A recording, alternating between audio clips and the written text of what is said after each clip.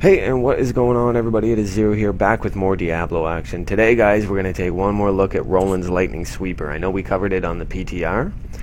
We're going to take a little bit of a closer look at it this time and discuss how well it actually performs in solo, how well it performs in group play. I've been doing a lot of testing with it in the 90s for group play, and it actually performs pretty damn well. Maybe not meta well, but it's still viable for 90-95, I'd say. Anyway, let's get into it. Skills, guys. We are using Sweep Attack, Trip Attack, Sweep a Mystical Flail through enemies up to 18 yards before you, dealing 480% weapon damage.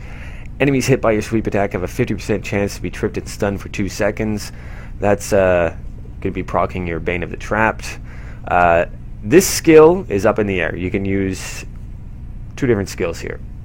If you're running a group, use Judgment Resolve for increased critical hit chance. You could even use Debilitate if you want, but I like Resolved. If you're running solo, a lot of people run Condemn Vacuum to pull enemies into a tighter group, which is something that you really want.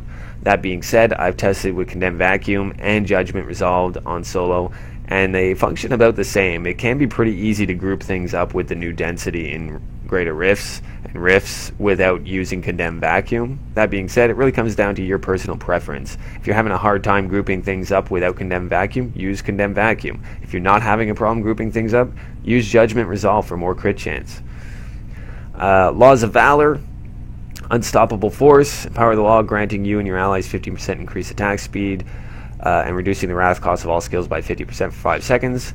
Passive, Restart the law, granting you and your allies 8% increased attack speed. Attack speed's a real big thing in this build. You don't need a lot of it on your gear because of Laws of Valor, but you really want Laws of Valor because you want to be sweeping as much as you can, right? And it's also going to lower the casting cost of Sweep Attack by 50%, so that's a big deal.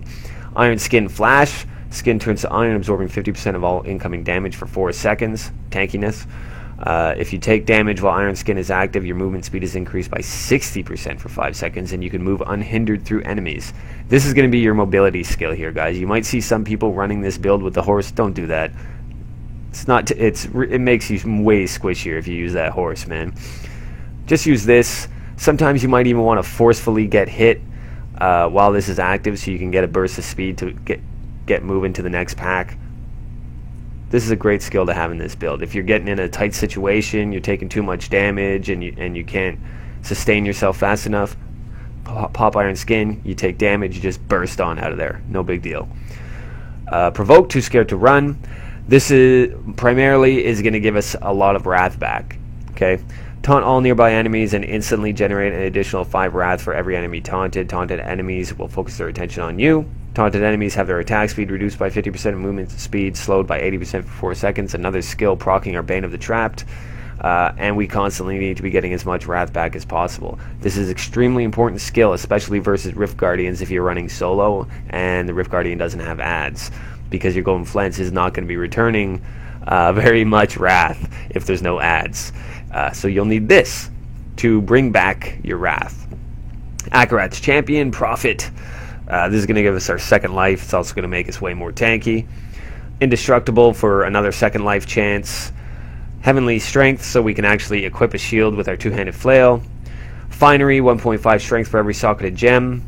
And finally, the Holy Cause, the amount of your damage dealt by your weapon is increased by 10%. Okay, let's get into the gear, guys. We are using 6-piece of Roland's. Roland's set, 2-piece, reads, every use of Shield Bash and Sweep Attack reduces the cooldowns of your laws and defensive skills by 1 second, which is fantastic. So anything defensive, any laws, which is our Law of Valor, is constantly going to be getting cooldown, bud.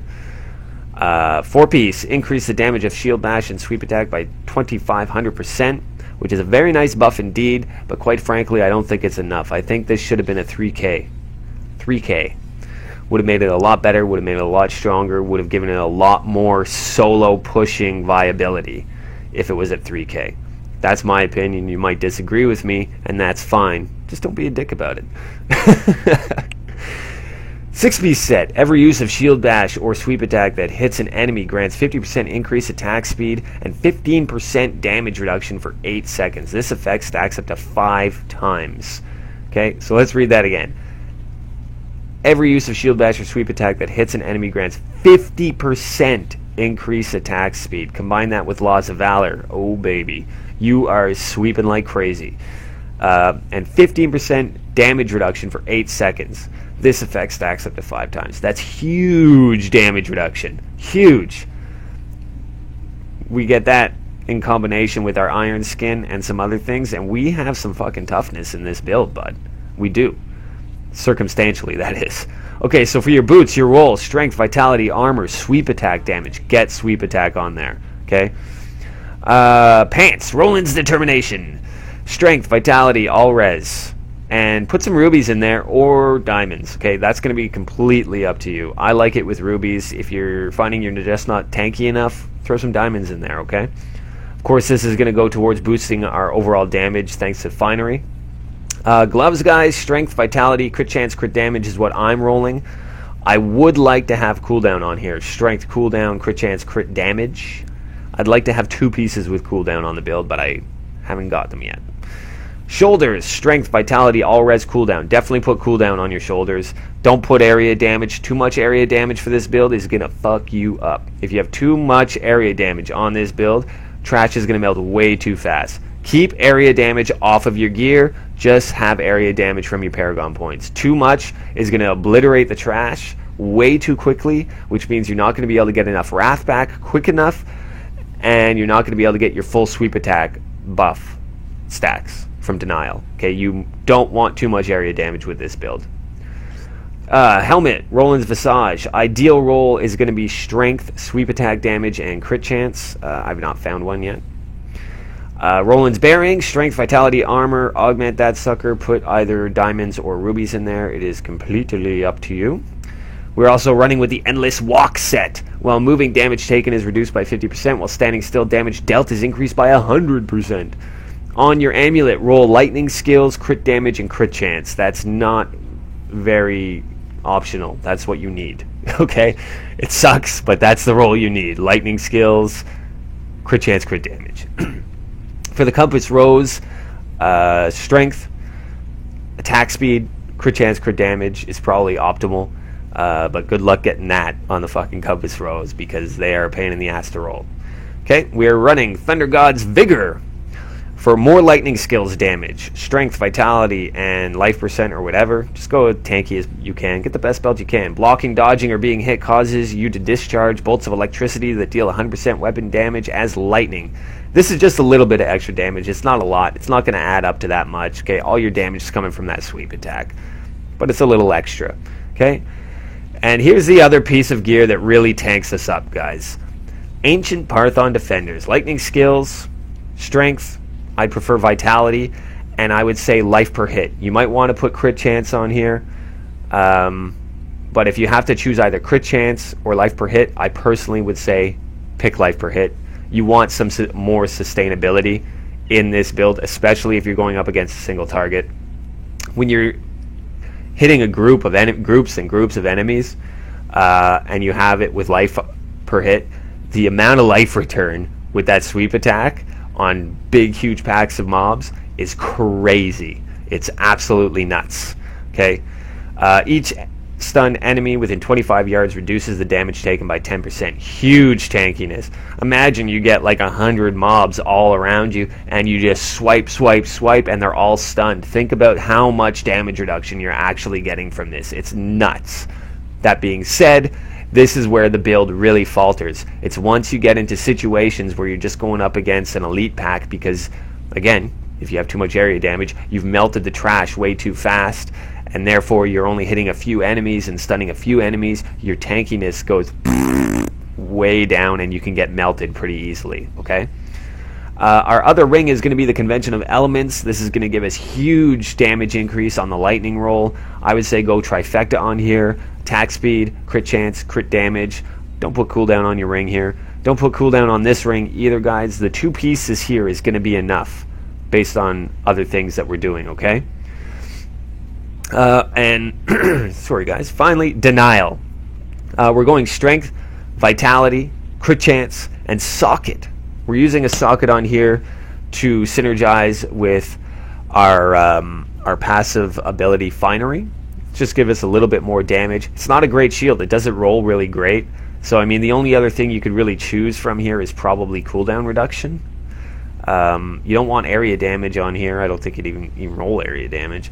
But this is how I rolled it, okay? And it's performing pretty well this way. And finally, we have the Golden Flents. Go damage percent, strength, vitality, and sweep attack damage, obviously. Try and get a 6 Wrath bonus on hit if you can.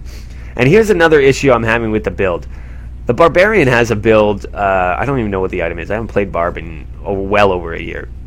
They have a build that when you hit with, I think, Furious Charge, if you only hit one enemy, it returns all the resource. All of it. This should have the same thing. This item should have Sweep Attack restores 6 Wrath for every enemy hit. If only one enemy is hit, 100% of your Wrath is returned. That's how this should read. But it doesn't. And I'm upset about it. Okay? Gems, guys. We are using Bane of the Trapped. Increase damage against enemies under control, impairing effects by such and such amount based on your level. Gain an aura that increases the movement speed or decreases the movement speed of enemies within 15 yards by 30%. So this is a huge damage increase, obviously. It's Bane of the Trapped, best gem in the game. Put that bad boy in there. We are using Bane of the Stricken. Each attack you make against an enemy increases the damage it takes from your attacks by whatever level you have it at. Gain 25% increased damage against bosses and Rift Guardians. You definitely need that with this build, especially if you get a Guardian with no ads. You freaking need this gem. And finally, Bane of the Powerful. We're using Bane of the Powerful for big damage increases after killing elites, and we're using it because it's going to give us more damage in situations where we're just fighting elite packs and we've killed all the trash. We need it. We need to be able to put down the elites as quickly as possible. So this is the gem that we're using. Okay. Finally, let's talk about our cube, guys. The Furnace, you definitely need this against the Rift Guardian and elites. Like I said, once the trash goes down, and more often than not, the trash is going to go down before the elites go down, you need the Furnace. So you need that 50% increased damage, okay? Armor slot, we're going to be using Aquala Cuirass. While above 90% primary resource, all damage taken is reduced by 50%. Another huge damage reduction. This is not going to be active all the time. It is only going to be active when there is a large amount of mobs around. So remember, if you're playing in solo, you want to try and group things up around the elites as much as possible, which is why most people use Condemned Vacuum rather than Judgment. That being said, again, I've tested it with both, and Judgment does work if you're decent at grouping things up without Condemned Vacuum. And finally, Obsidian Ring of the Zodiac is what's going to give us most of our cooldown, guys. Okay, you want to supplement that with a couple of pieces of cooldown on your gear, for sure. I would say, again, gloves and shoulders. But realistically, with enough shit around you, enough trash, your cooldowns are going to be up 90 to 100% of the time. It doesn't really slow down until you get into situations where it's just you versus a couple of mobs, or you versus a Rift Guardian that does not have ads. Okay? So, capabilities. Oh yeah, one more thing. If you're running in a group with a 0 DPS monk, which you should be if you're running in a group, you can opt to drop Thunder God's Vigor and Ancient Parthon Defenders for something more Glass Cannon, and you can go with the Strong Arm Bracers, which is going to give you a huge damage increase on enemies suffering from knockback, which is everything because of the 0 DPS monk pulse. Okay, so you're going to get huge damage off of that. And then, even though Witching Hour doesn't roll lightning skills, it's got attack speed, it's got crit hit damage, you'll get a little bit more damage out of the Witching Hour. That being said, you can also run that setup in solo play, but you're going to be a lot squishier. A lot. Okay, keep that in mind. So, overall thoughts of the build and its capabilities, guys. Solo play, I'm saying 80 to 85. 80s are a cakewalk, realistically speaking, okay? Like a real cakewalk. If your gear looks like this or better, 80s are a cakewalk. 85, totally doable with more optimized gear, okay? 90 is a possibility in my mind if your gear is perfect everything's augmented and you have high level gems. I don't think it's going to go higher than 90. That's just in the testing I've done so far. But mind you, my gear is not the greatest for it. So I might be wrong. But I think at the absolute max, it's going to top out around 90 for solo play. In a group, I think this thing can go up to 100.